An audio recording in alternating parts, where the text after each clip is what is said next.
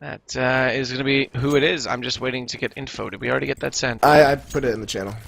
Unfortunately, my Skype is glitched because I said everything was crashing. Would you so like me to Steam it to you? Steam it. That would be amazing. Well, don't make it awkward. I didn't make it awkward. You made it awkward by telling me it was awkward.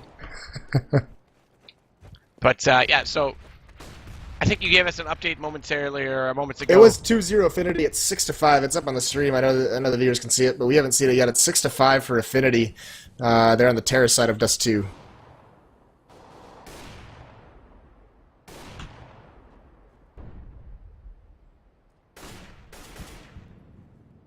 I'm just getting in there now, so that's a pretty even scoreline, it has to be said, for Nihilum again, who have had some massive scorelines, and then actually they had a really close call last night.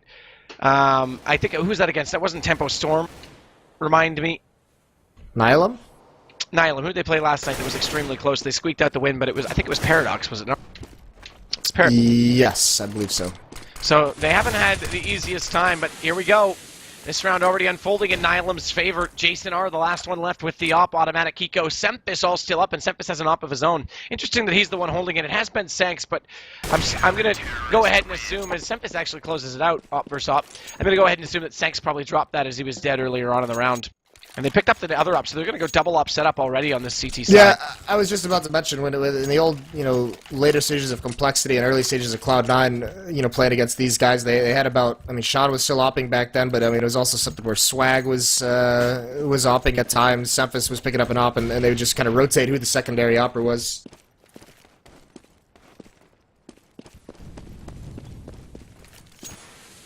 So Jason, side off.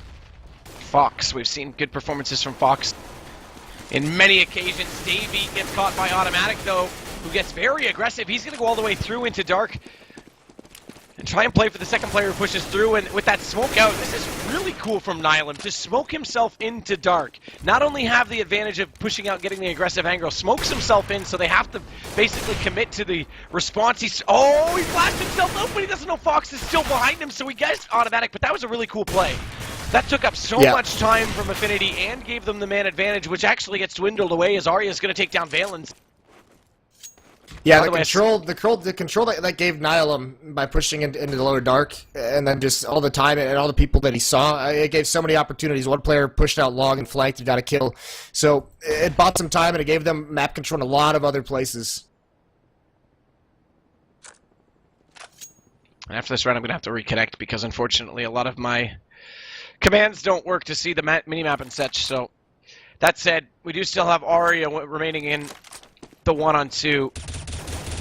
And he's got them divided, and he actually wins the exchange on Hiko quite convincingly, in fact. Hardly lost any HP. He was already weakened down to, I don't know what the total was, but he's only on 37 now. Not much lost at all, and Sanks has to come back over with the op to play for this retake. So affNity at 6-6 have a chance to make this 7 rounds on the T side. Sanks going to come from Cat. Bomb is planted on the inner side of the default box. So Arya going to stay put on the ramp, gets spotted, jumping back onto the site, but with the M4 against the AK, which Tank switched over for, he wins the duel. Well played by him. And Nihilum, well, they came back. Remember, this was actually 6-1 for affNity at a point. They came back with 5 straight rounds, so that resets money bonus for affNity, but 7 rounds is a good situation to be in on a T side. Yeah, it absolutely is, and this is a map you can see by the scoreboard. Arya with 16 or 9 kills. This is a map that he excels in. I've seen many matches last season when he was on Area 51. Even though as a team they were not playing well, he carried them through stretches in this map specifically. Look at Davey coming up, catwalk very aggressively. Automatic can't connect to the spray. He falls. That's the A bomb site given up. Sanks is going to get very close to the op, and he's got to be very careful. He's going to come. Davey's going to swing out him, but he's going to get that kill. Bought himself a little bit of time. He remains aggressive. A second nice shot out of Sanks. Saw his op last night being very dominant. I'm still working my way back in, buddy. It's all you. So he's over it long with that op. He's doing some damage to the box, and here comes the retake. Hika runs right by one through smoke. He gets one. Arya's still alive. He's on the ramp. He's going to peer out behind the smoke. He's going to try and find Sanks. He's not able to do it. Sanks pistol whips him. And now side-off goes down on Catwalk, and that's going to be a defuse for Nihilum. They make it 7-7. And that resets the money for affNity into the last round, so they are going to have to force buy, but not going to have too much going for him. No, not at all. But that's important for Nihilum, because if they don't I mean, looking at their economy, they're in okay shape. They would have been able to force out for the last round, but if they didn't win that one, their potential 9-6 on CT side, and Nihilum with Hiko in the roster up until, I think, last night's match with Paradox, and now obviously this one's an exception. They were 40% win rate on CT side without Hiko, even with Sempus. Now they brought Hiko in, they were something like 72% CT on their opening night, and to struggle this much against affNity, who's had a lackluster season, it has to be said, in terms of getting wins, this is going to make their job a lot harder on T-side. That's been their struggle. And already the trades do favor Nihilum, though. Sempus with the auto sniper will take down side off. And he's going to get Arya as well. Goes for the third one on a jumping and desperately peeking Jason R. Rather Davey, my mistake, but it's going to be Jason R who walks into the scoped in Sangst at long, and that leaves just Davey, and they know exactly where he is. Oh, what a shot, though, with the scout. He actually manages to land a jump that time, so Sempus won't be able to hold him in place. Sangst is still waiting, and he actually finds two. Headshot, it's back down to a 1-on-2. Davey, in an unlikely circumstance, this is almost like one of those pug rounds where it's like, I'll just see how many kills I can get, and then it ends up working out. Well, Nihilum had two autos and an op there, but yeah, Valens is close up. Davey's not prepared for that one. Davey's a player that a lot of people have talked about. Tremendous individual skill, not very much experience whatsoever. Saw a really cool play earlier today. I'm trying to think of who was playing. It was Encore and Gamers 2. And Encore had a massive lead on their T side on Dust 2, and they had so much economy that in the last round, they bought out 3 auto snipers and just all spammed them toward mid, and they weakened 4 players and killed 1. And then they just dropped them back to the guns that they wanted to use, the AKs, and rushed to site. And it was just cleaned it up. Yeah, it was amazing. It was perfect use of economy, and it was super, super clever. Yeah, it was pretty cool to watch Encore do that. In the end, Gamers 2 took the series 2-1, but it was definitely fun to watch.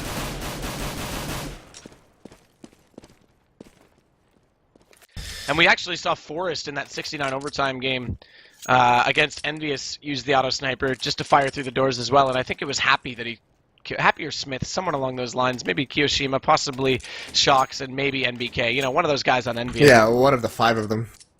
Yeah, but either way, he spammed through. Way to narrow it down for us. Exactly. You can catch people off in that position using the auto sniper. Yeah, if you got the money, why not? Smart play, for sure. And now look at this defensive setup. It's going to be a 2-1-2. 2 players over towards long. Arya's spotting up mid. He hasn't seen anything. But there are 4 members of Nihilum coming into lower B, and he's got to be very careful. He does fall back. This almost looks like a pretty typical just mid-B split with 4 players, 1 in upper, but they haven't really decided on anything yet, so there are 3 players there. They do have control of the Xbox, and now they're going to throw the mid-B smoke. Arya's close up. He's going to get that headshot onto Sanks, but a pop flash out. He's going to push him back. Arya's still going for a tear. Fox chimes in as well, bails him out. Hiko enters this B bomb site. He lurks it. This is his specialty.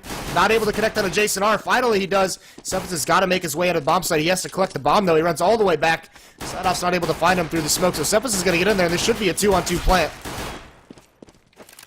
Well, that's the intention. Decoy nade for Sempus, but that's the only nade for the 4 remaining players. Won't matter if Sempus goes down that quickly. So convincing aggression already from affNity. This puts Hiko in a very awkward position, but he manages to pull himself out of it. Takes down them both, and that was massive because Sempus dying that early, it's really hard to actually push through and take that B site back, but by him dying that early, it made it a massive possibility for them. Oh, well, you saw Hiko was backpedaling into the halls. He wanted to play that a little bit more passive, you know, check to see if he's being flanked. But once Sempus goes down, he knows he's got to get on the aggression. He can't let the non-diffusing counter-terrorist gain position on him to protect the defuser. So he comes up with a big round, as we know him to do in the clutch situation. So here they go on B. That's the bounce smoke. I love that smoke so much because it basically limits all the angles you have to check. It's just closet and platform on the initial rush down the tunnel that you have to worry about. That gets them into the site pretty much for free. Call. Man, look at how many scouts they have. It has to be a safe call. That's a desperation play. I like that affNity, as a move-up team, is willing to take these chances. Arya's going to go ahead and take automatic out. But I like that they're willing to take these chances and take these gambles, because if they found early enough picks with those, the round's firmly back their way. Even if they do damage and swap to the pistols, it's 70 damage for a body shot. It's a one-shot pistol if they're close enough after that. So that could pay off. But they'll have to save this. This will mean they can still full save in the next round because they won't need to reforce around these guns if they can keep them. That's the big thing, if they can keep them.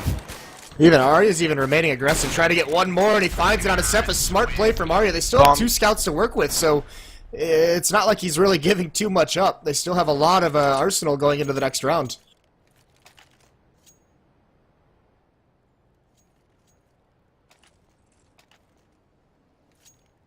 Yeah, that's, I mean, he went down to the bomb, by the way, from that distance. That's how low on HP he was. I think he had 4. Yeah, it was very, very low. He got tagged up on that AK a lot.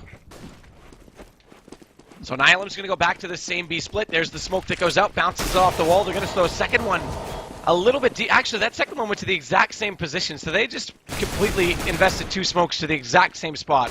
That's a bit questionable from Nihilum. Either way, they do have the sight. Jason R goes down. Sempus finds Fox immediately after. Davey finds one in response, but Sempus closing on Arya this time. Leaves only side off, and Davey, who drops, as I mentioned his name. Apparently, he doesn't like the attention. Yeah, Sempus had been battling scouts for like 3 of the last 4 rounds, and he just had enough of it. Just comes out mid-spray and with the SMG. Apparently, he had 1 HP. By the way. By the way, the more you know, huh? Twitch chat never wrong. So Nihilum get themselves up to 11. I briefly touched on the fact that it's been their T side that's the more questionable side, although last night it was the T side that bailed themselves out late in that match. They made a comeback on it, so they've showed a little bit of both, but last night was a bit of a crazy pressure situation that they shouldn't have really put themselves in. And again, it's kind of like an elevate situation where the top teams, they played and got enough rounds to win. They were narrow victories, and then the move-up teams have been the ones to give them the threat so far, specifically Paradox last night. And now again, affNity doing a good job, but winning that pistol round, that does give their T-side a big boost, because now they've got those 3 before the guns are able to get back out for affNity. We do see them now, and it's going to be one, unfortunately, one from us for side-off. Other than that, it's everyone on standard rifles, and Sanks with the AK is going to find Fox. And they're out mid. This smoke on CT is going to give them the position to push in onto Jason R, who they can't do anything. He pops 1 shot off, but has to retreat inside the site. Does catch the bomb carrier, and Valence coming in, but look at this.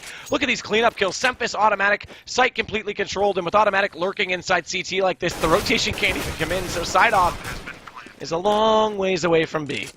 Yeah, and this should just be a save. Yeah, that mid-B execute, that pop flash just ruined Jason R's day. He got stuck on the wall because he was so blind, but also they got so many kills coming out of mid that they didn't really have to commit too many players to take over B. I mean, you saw when that last B player pushes out the door, they're so far away. He was expecting a close to medium range battle, and they're all the way by CT spawn boxes just spraying him down, so wasn't prepared for that distance whatsoever and gets punished. A nice opening gun run by Nihilum, and this has been very fast-paced. There hasn't been a whole lot of waiting around or tactical thought going into it. They're just bullying their way into map control, and they're winning all of it, although 3 blind CTs come out spraying with the pistols. They take down automatic very quickly at long A. And the bomb is left in T-spawn. They're going to have to gather that. They had a blunder last night of leaving the bomb so far away, but actually they're just cleaning everything up, so it's not too big of an issue at the moment.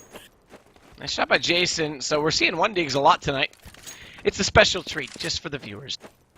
As Jason picks up the AK after getting that kill, unfortunately takes a good amount of damage as immediately tries to peek away, and he gets caught by Sanks, so they won't even be able to save that gun. That would have been a bit of a win, because now it's just Arya left at 1-on-3. Not really much he can do. This bomb's still not planted. They're going to throw it back to Valence to head down toward the site just in case, but he doesn't need to go much further. Sempus will find and secure the kill, and Nihilum are making it look effortless right now on their T side. That said, we've only really had the 1 gun round, so just swift anti-ecos overall. Yeah, very nicely done, and you can see this. It's kind of a 2-man show here for affNity. Arya and Davey with 20 and 16 kills. Signups at 11, not too bad, but the remaining players 6 and 6, so not getting necessarily the frags they want. It's going to be especially hard on the CT side. If Nihilum can keep opening up these rounds, getting those picks, spread the defense out, there's not too many players being effective for affNity, and that'll just cause it to just be a snowball.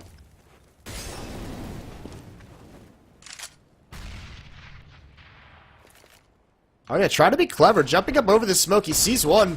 That's Sempus, but he gets flashed back. He does have a teammate, but he mollies him and hits his legs. Yeah, that's a bit unfortunate. Look at Hiko, they're lurking in as Jason R's on the box above. He spots Fox. That smoke leaves just enough room over top of it for Hiko to get a free kill, and Fox has to be kicking himself for wondering why Jason couldn't trade that out at the very least, because he was counting on Jason to secure that position. So misread on that smoke cost him his life. Meanwhile, though, good response kills did come out from affNity. Sempus, Sanks both dropping down. Side off now going to smoke the catwalk, despite that a Molotov has been landed on the platform by Valence. But it won't get any further. They can't execute. They've got no entries right now, and Hiko's still trying to find this shot onto Jason as automatic inside mid. Hiko does secure that. Now it's open. Automatic has to land the one on Arya. That's going to happen. Now it's all working in favor for Nihilum. Side off still not going to allow much more room for automatic to work. Now it goes back to 2-on-2. Bombs crossed over and already being planted, so they'll be able to secure post-plant. Hiko immediately inside the tunnels. That was a cool flash. That was anticipating someone to be close and going for the peek on him. So he actually would have blinded the player who peeked him, even though he was already peeked out himself. And Valens will catch side off. Now they know the other player's at door. And we saw Gamers 2 in the game earlier, or at least I saw Gamers 2 in the game earlier that I was casting, make a huge mistake where they didn't establish the crossfire and who was watching what. Nihilum's not going to make that same mistake, so there will be no easy rite of passage for Davey, and as a result, falls back on the save. Yeah, Hiko really wins Nihilum that round there. He played that round like a very interesting lurk entry hybrid player. Is that what you want to call it? Was he like Doja? I think I'm gonna tag that as mine. I think I might just call that kind of position as the lurk entry, but he does play very passively in those tunnels and finds the 2 picks, and his teammates got overly aggressive and overly committed to taking over Catwalk. They got punished for it, and it was looking very scary. They were in a 3-on-4, but that's kind of when Hiko went to work and gets that second entry for Egg into B. It sets him up perfectly for a mid-B split type setup.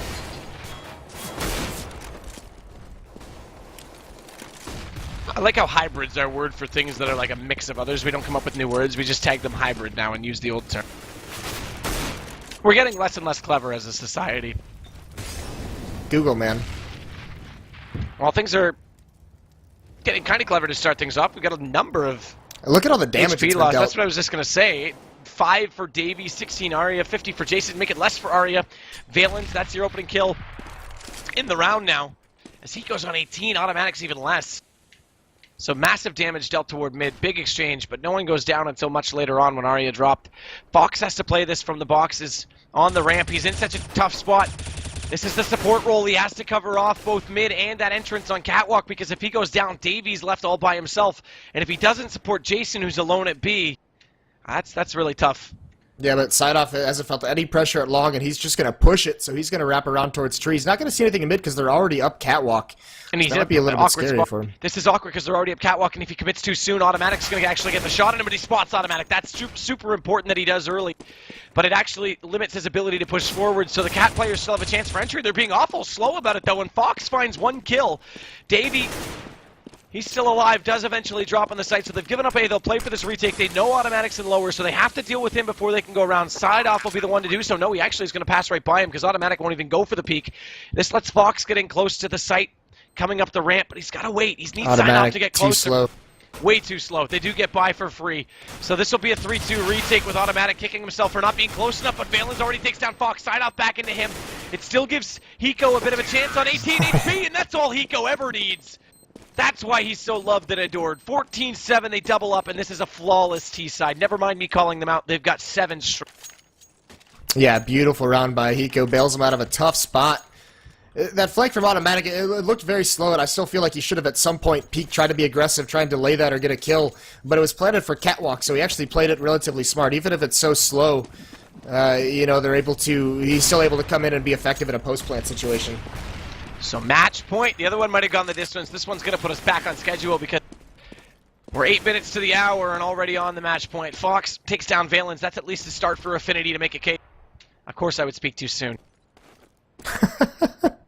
Watch this dumpster boost, though. So Davey becomes the dumpster baby. He'll sit above and watch this doorway. That gives an off-angle, unorthodox position, allows Side off to fall back and watch Catwalk, but he's a little slow getting there, so Automatic's already passed on to quad. But this is all for fake because Semphis is already inside the site, and he and Hiko, perfect execution. Jason Arya both out of the play. That was a masterful 2-man take on a B. Hiko and Semphis doing very well. Now Sanks the op, dealing damage. A nice flick up on his side after taking out Davey. Like you said, a flawless terror set from Nihilum.